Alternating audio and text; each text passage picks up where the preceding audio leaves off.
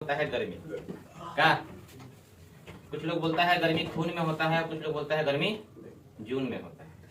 और मुझे पता चला कि गर्मी जुनून में होता है। जिसके अंदर कुछ करने का जुनून है उसी के अंदर क्या है? गर्मी है। तो बताइए गर्मी ऊन में होता है कि गर्मी जून में होता है कि गर्मी जुनून में होता है?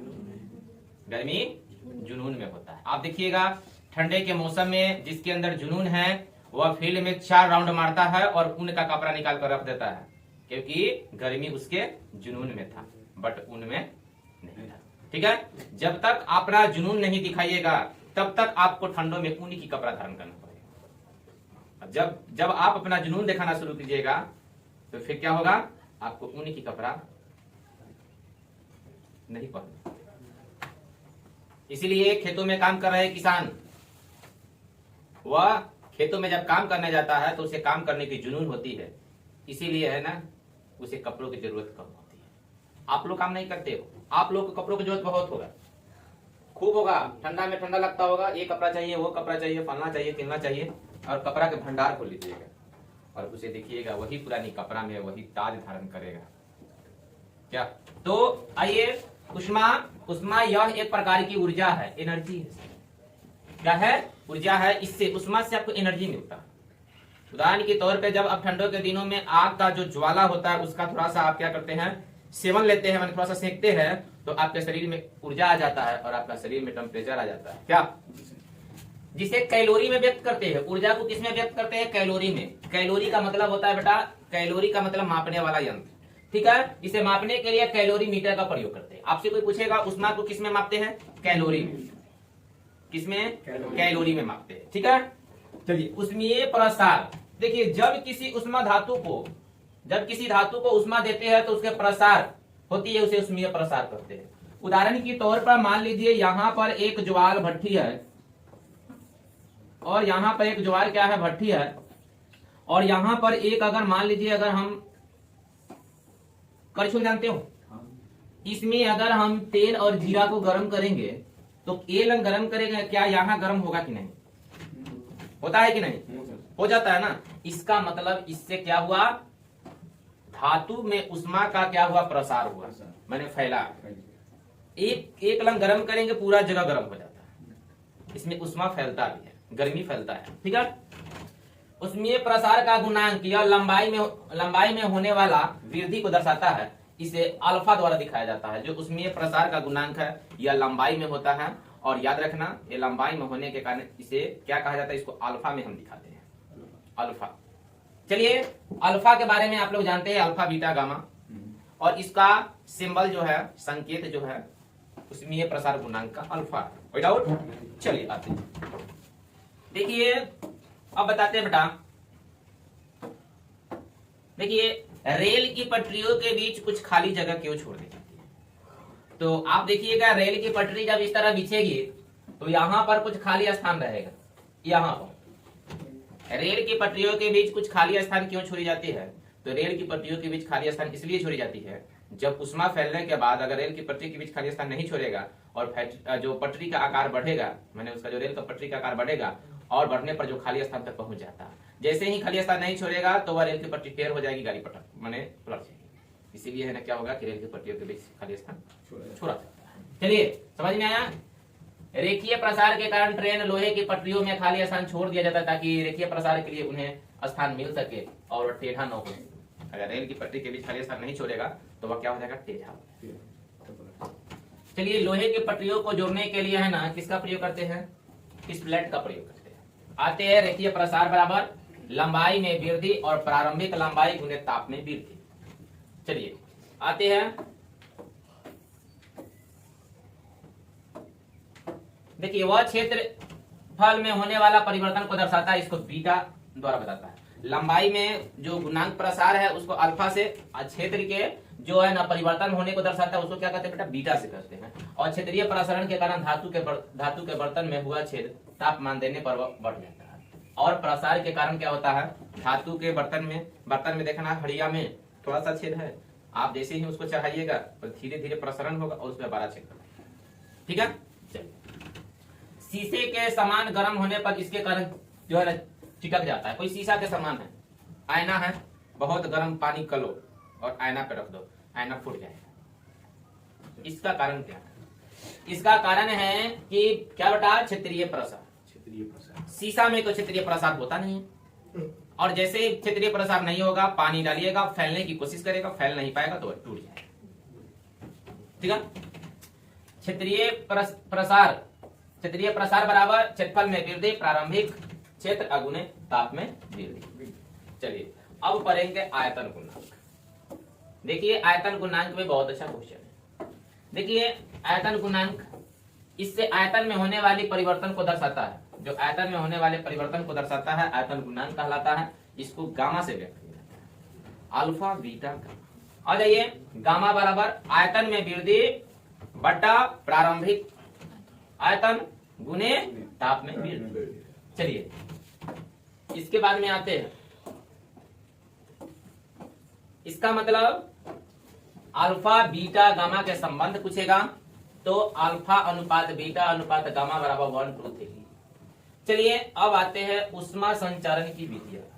तो उष्मीय ऊर्जा अणुओं की गति के कारण होती है। जो भी उष्मीय ऊर्जा है वो अणुओं की गति के कारण ही होगा। अणु में गति होगा तो उसमें क्या होगा बेटा, ऊर्जा। देखिए चालन विधि क्या होता है, यदि धातु में, देखिए यह धातु में होता है, इसमें धातु के अणु अपना स्थान छोड़कर नहीं जाता है और उष्मा को एक अणु से दूसरे अणु तक स्थानांतरित करता है। इसमें यह सबसे धीमी विधि है। देखिए कहने का मतलब चालन विधि। जब चालन विधि में क्या होता है कि यह धातु में होता है, धातु के अणु, धातु में जो अणु होता है वह अणु अपना स्थान छोड़ता नहीं। अब स्थान छोड़ेगा नहीं तो क्या होगा, जब धातु का जो चालन एक में होगा फिर उसमें आएगा, उसमें आएगा, उसमें आएगा, फैल जाएगा। अगर बीच में स्थान छोड़ देगा तो कट हो जाता, प्रसारण नहीं होता, चालन। संवहन विधि, इस विधि में उष्मा का संचरण अणुओं के स्थानांतर होता है। इसमें अणु है ना रुकता है, स्थानांतर होता है। यह विधि गैसों में देखी जाती है। और वायुमंडल, फ्रिज, चाय के केतली संवहन विधि द्वारा ही गर्म होता है। इस संवहन विधि द्वारा ही क्या होता है, वायुमंडल गर्म हो जाएगा, चाय की केतली, फ्रिज आदि गर्म हो जाता है। क्यों? क्योंकि संचरण अणुओं का इसमें स्थानांतरण हो जाता है, रुक जाता है। अगर ये संवहन विधि नहीं रहता तो हम लोग को वायुमंडल गर्म ही नहीं होता, हम लोग को हमेशा है ना ठंडक महसूस होता, और हमेशा ठंडा, अभी तक ठंडा रहता खूब मजा आता, और ठंडा में ठंडा बढ़ता तो फिर दिक्कत हो गई। विकिरण, यह उष्मा संचरण की सबसे तेजी विधि है। इसके माध्यम से कण भाग नहीं लेता है, यह प्रकाश के चाल से गति करता है। इसमें क्या करता है, विकिरण है, प्रकाश की चाल पर गति करता है। सूर्य, लकड़ी, आग का तापमान विकिरण है। वायु में उष्मा का क्षति संचरण क्या कहलाता है, अभिवहन कहलाता है। जब वायु में उष्मा की क्षति हो जाएगा तो वह क्या हो जाएगा बेटा, अभिवहन हो जाएगा। जब किसी द्रव को गर्म करते हैं तो उसकी उष्मा और वाष्प के रूप में निकलने लगता है तो उसे क्या कहते हैं, मैंने कोई द्रव को, मैंने कोई पानी है, मान लो घर में खाना बनती है, चावल बनती है ना, तो हम क्या करते हैं, बर्तन को चढ़ा देते हैं आग पे, मैंने चूल्हा पे, ठीक है, और गर्म करते हैं। तो गर्म करने के बाद में क्या होता है, उष्मा वाष्प के रूप में निकलता है, देखना भाप के रूप में निकलता है। तो इसी को वाष्पन कहते हैं। आसान है कि नहीं सर? और किसी धातु के कप में चाय को रखा जाए और उस कप को धातु के टेबल पर रख दिया जाए तो चाय की विधि द्वारा उष्मा का हानि होता है। और कहने का मतलब है कोई धातु के कप है, माने लोहा की कप है, लोहा की टेबल है, अगर आप उस पर रख देते हैं तो इसमें क्या हो जाएगा, उष्मा की हानि हो जाएगा, आपका कप तुरंत ठंडा हो जाएगा। लकड़ी पर रखिएगा तो क्या होगा, वह धीरे धीरे होगा। देखिए चालन विधि, संवहन विधि, विकिरण विधि और वाष्पन, यह चाय जल्दी ही ठंडा हो जाता है। किंतु किसी कप को लकड़ी के टेबल पर रखा जाए तो 3 विधि द्वारा उष्मा का हानि होता है, संवहन, विकिरण और वाष्पन। इसमें कौन है बेटा, चालन इसमें नहीं होता है, क्योंकि लकड़ी में कैसे जाएगा। चलिए यहाँ पर देखना, देखिए थोड़ा सा, देखिए यहाँ पर है ना, ये धातु है, ये लकड़ी है, ठीक है। इसमें चालन है क्योंकि यह धातु का बना है, इसमें चालन एक्स है, मैंने चालन नहीं है, चालन नहीं है। और याद रखिए क्या होगा, इसमें वाष्पन भी हो रहा है, विकिरण भी हो रहा है, संवहन भी हो रहा है, लेकिन धातु में चालन हो रहा है, लेकिन लकड़ी में चालन नहीं हो रहा है। यही आपको बताया गया, ठीक है।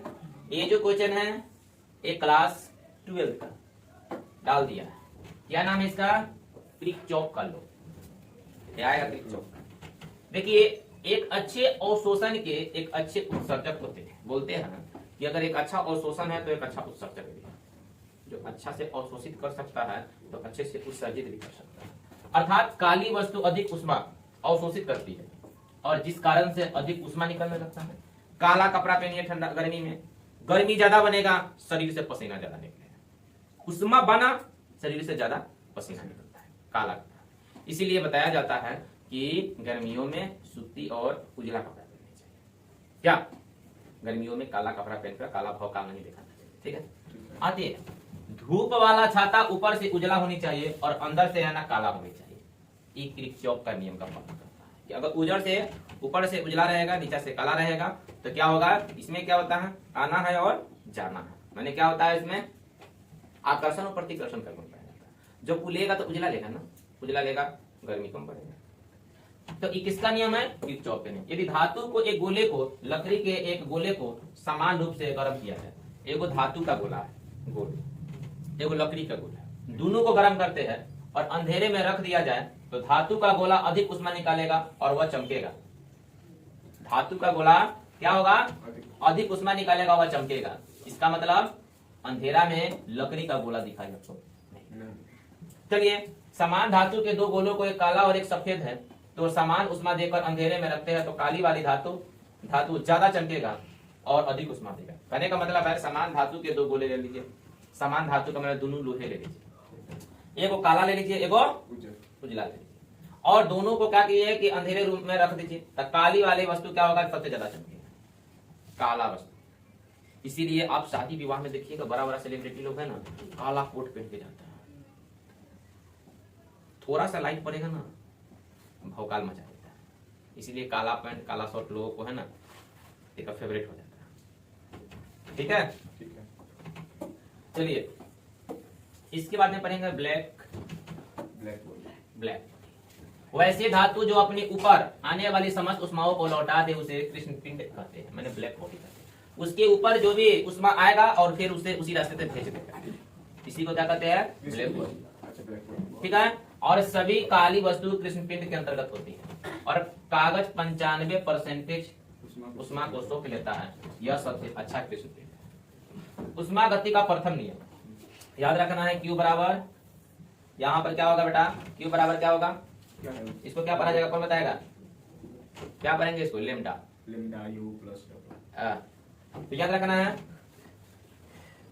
यह उष्मा संरक्षण पर आधारित है। इसके अनुसार किसी कार्य करने वाले या सरकने वाले वस्तु जब Q क्या है, उष्मा, उसका कुल भाग वस्तु के समस्त ताप के क्या होगा, आंतरिक ऊर्जा को बढ़ने में खर्च होता है, उसे इस कार्य से बचे हुए कार्य को क्या होगा, Q बराबर लेमडा U बाई W, ठीक है। तो इसको अभी रहने दीजिए, कल इसको पढ़ाएंगे। प्रथम थर्मामीटर इस सब का प्रयोग, फारेनहाइट क्या है, इसमें हम लोग जो फीवर देखते हैं फारेनहाइट में देखते हैं, सेल्सियस में देखते हैं। अगर बताइए यहाँ पर सेल्सियस 0 से 100 तक होता है, फारेनहाइट 32 से 212 तक होता है, केल्विन 273 से 300, हम लोग किसमें देखते हैं, सेल्सियस में, इसीलिए कहते हैं 100 डिग्री को। लेकिन अब कहेगा किसी कोई देख लेगा फारेनहाइट में, डॉक्टर सब क्या करेगा, फारेनहाइट में देखेगा उस सब। अब सेल्सियस में तो सब जान रहा है, अब चेक करेगा बुखार फारेनहाइट में, जैसे ही चेक करेगा बुखार कहेगा 212 लिखेगा आपको अथी पर, पैड पर, फीवर आपको 212 फीवर, डॉक्टर साहब कुछ नहीं, अच्छा डॉक्टर ने पढ़ाई ज्यादा सोचना नहीं है।